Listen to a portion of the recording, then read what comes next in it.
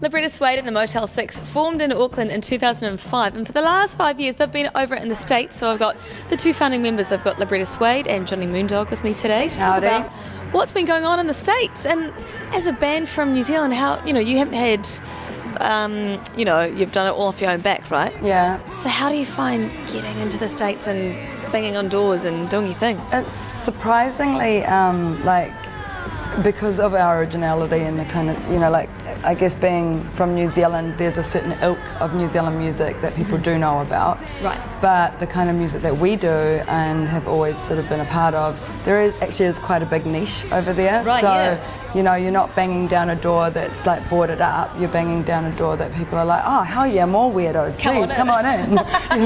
Here's a circus. It was hard the first few tours because no one knew who we were, but we're just repeatedly going back to the same areas, building up a crowd as you do, So it wasn't a matter of pulling back, weeds. It was really re-establishing tour routes. And so, we'd go and play like places that had pre-existing really good rock and roll bands go through before, which loved us. But then we also went and played like really small towns that never got to see bands like us. Yeah.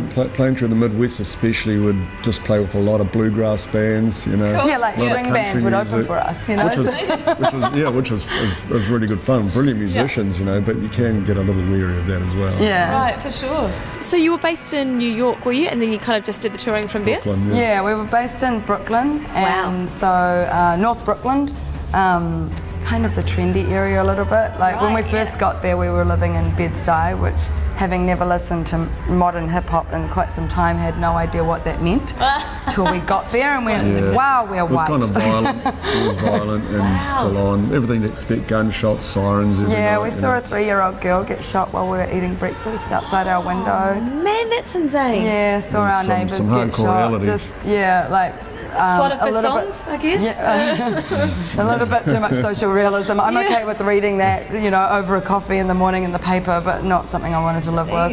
Yeah. So we moved into like a place called Greenpoint, which is quite Polacky and sort of Mexican feel, which was quite fun, and quite close to the Lower East Side, which is where we spent most of our time, which was great. Yeah, so coming back here, what's the plan? What's on the cards for you guys then? As a band, I guess there's probably a whole bunch of new rockabilly and garage kids, which I now can listen to the radio and it's listenable again. Yeah, right. There's lots of rock and roll going on, which is great.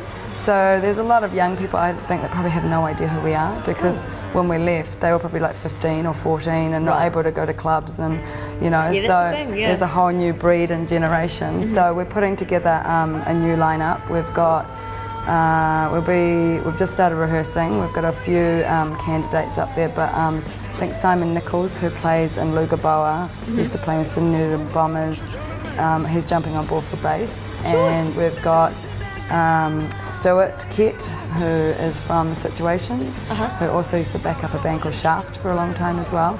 So we're going to have him on drums. So hopefully that arrangement works and we get to do some fun shows. Yeah. But then we run away again in April because we just before we left, we did a new recording which we need to release in the States, and we're going to put it out on the 7-inch.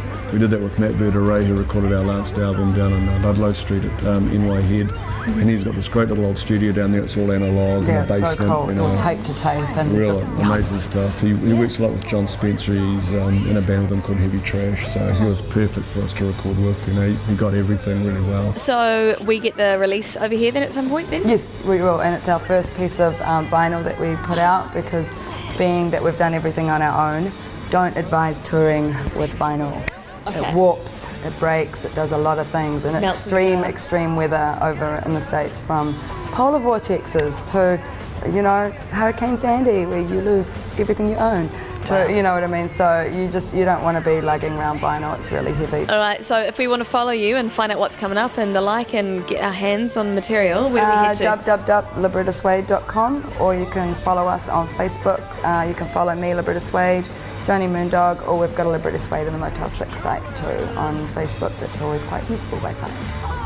Okay, here we go. This is brand new, so the New Zealand premiere, are we saying? Yes, yeah. Awesome. For Libretta Suede and the Motel 6, it's Mean Mouthed Mama on Enzo.